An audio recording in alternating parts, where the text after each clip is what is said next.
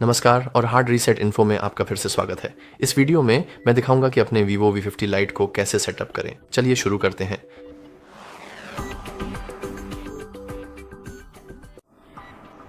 जैसा कि आप देख सकते हैं, हमने अभी हार्ड रीसेट किया है और अब हम इस डिवाइस को सेटअप करने की प्रक्रिया शुरू कर सकते हैं।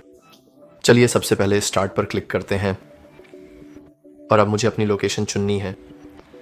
ईमानदारी से कहूँ तो मैं पोलैंड चुनूँगा और अब हमें प्राइवेसी टर्म्स और अन्य समझौतों से सहमत होना होगा। तो चलिए नेक्स्ट पर क्लिक करते हैं और अब हम इसे सेटअप करने के लिए कोई अन्य डिवाइस इस्तेमाल कर सकते हैं।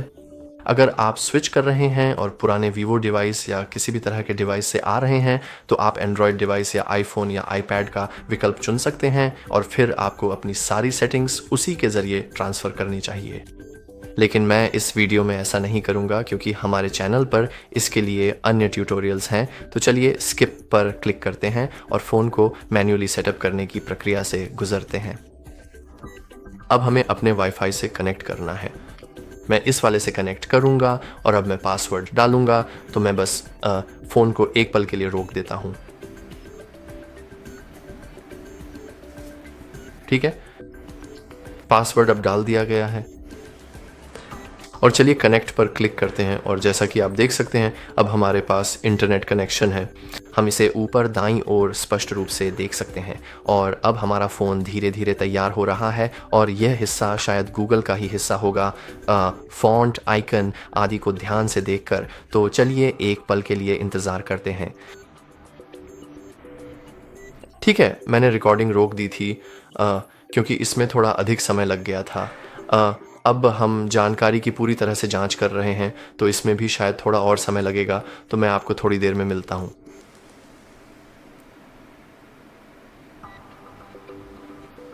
ठीक है, कुछ सेकंड बीत चुके हैं और अब हम अपने गूगल अकाउंट में लॉगिन कर सकते हैं। तो अब मैं लॉगिन करूंगा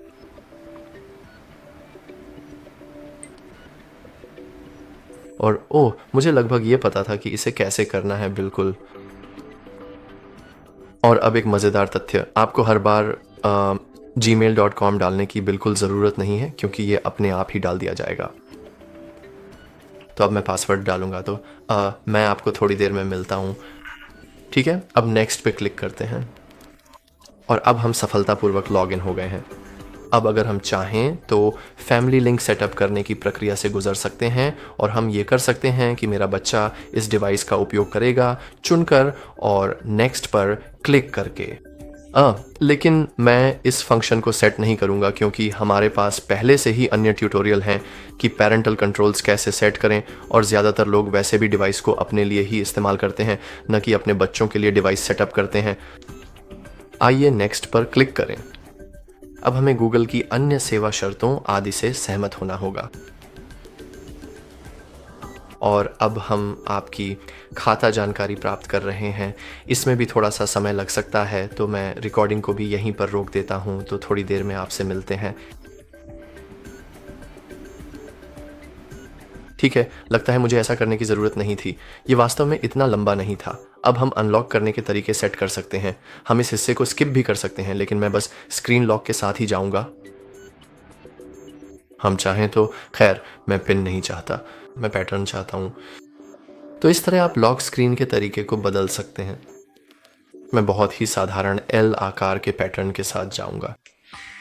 अब चलिए नेक्स्ट पर क्लिक करते हैं क्योंकि मैं फिंगरप्रिंट और फेस को स्किप कर सकता हूं। जैसा कि मैंने पहले कहा था, हमारे चैनल पर इनके लिए अन्य ट्यूटोरियल्स हैं और अब हम दूसरे डिवाइस से ऐप्स और डेटा कॉपी कर सकते हैं।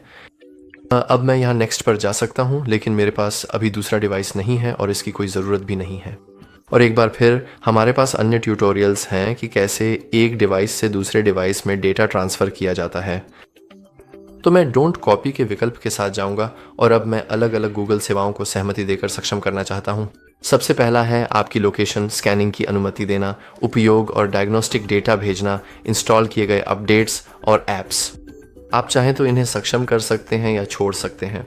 मैं इन्हें छोड़ दूंगा और चलिए एक्सेप्ट पर क्लिक करते हैं। अब हम बैकअप चालू कर सकते हैं। मैं इसे डिसेबल करने जा रहा हूं क्योंकि क्लाउड पर एक सीमा होती है और हाँ, हमारे पास बहुत सारे फ़ोन हैं, लेकिन अगर आप एक सामान्य उपयोगकर्ता हैं जो डिवाइस को सामान्य रूप से इस्तेमाल करेगा, तो मैं आपको दृढ़ता से सलाह दूंगा कि आप बैकअप चालू रखें, क्योंकि इससे जब भी आपकी डिवाइस के साथ कुछ गलत होता है तो आप आसानी से अपना डेटा वापस पा सकते हैं। लेकिन एक बार फिर मैं इसे डिसेबल करने जा रहा हूँ। हालांकि अगर आप एक सामान्य उपयोगकर्ता हैं तो कृपया इसे चालू ही रहने दें और फिर बैकअप ऑन करें। अब हम अपना ब्राउज़र और सर्च इंजन चुन सकते हैं, तो चलिए नेक्स्ट पर क्लिक करते हैं। मैं फायरफॉक्स चुनने जा रहा हूँ। चलिए सेट एज डिफ़ॉल्ट पर क्लिक करते हैं और सर्च इंजन के तौर पर मैं गूगल चुनूंगा। हालांकि गूगल ने हाल ही में ये AI सर्चेस जोड़ी हैं जो कुछ खास नहीं है, लेकिन आप जानते हैं। अब हम सेटअप जारी रख सकते हैं या फिर सेटअप नाउ छोड़ सकते हैं और इसे कभी बाद में पूरा कर सकते हैं, लेकिन मैं इस वीडियो में हर एक चीज़ दिखाना चाहता हूँ, इसलिए मैं कंटिन्यू चुनूंगा। अब हमारे पास ये विकल्प है कि आसपास के कॉन्टैक्ट्स आपको ढूंढ सकें और आपके साथ शेयर कर सकें। हम आई अग्री या नो थैंक्स में से किसी एक को चुन सकते हैं। यह पूरी तरह आप पर निर्भर करता है। बस याद रखें कि यह फीचर बैकग्राउंड में बैटरी थोड़ी खर्च करेगा, लेकिन मैं इसे आई अग्री पर ही छोड़ दूंगा। अब हम अपना असिस्टेंट सेटअप कर सकते हैं, और अगर आप यह चाहते हैं कि यह तब एक्टिवेट हो जब हम कहें हे गूगल, तो मैं इस महत्वपूर्ण हिस्से को स्किप करूंगा और अब यह एक सामान्य असिस्टेंट है। हम इस उपयोगी फंक्शन को आसानी से सक्षम कर सकते हैं। एक बार फिर मैं गूगल असिस्टेंट का बहुत बड़ा प्रशंसक नहीं हूं, लेकिन अगर आपको यह सच में पसंद है तो हम आई अग्री कह सकते हैं। हम गूगल पे भी सेटअप कर सकते हैं। मैं ऐसा नहीं करने वाला क्योंकि अभी मेरे पास कोई पेमेंट कार्ड नहीं है, लेकिन हमारे पास गूगल पे पर अन्य विवरण हैं।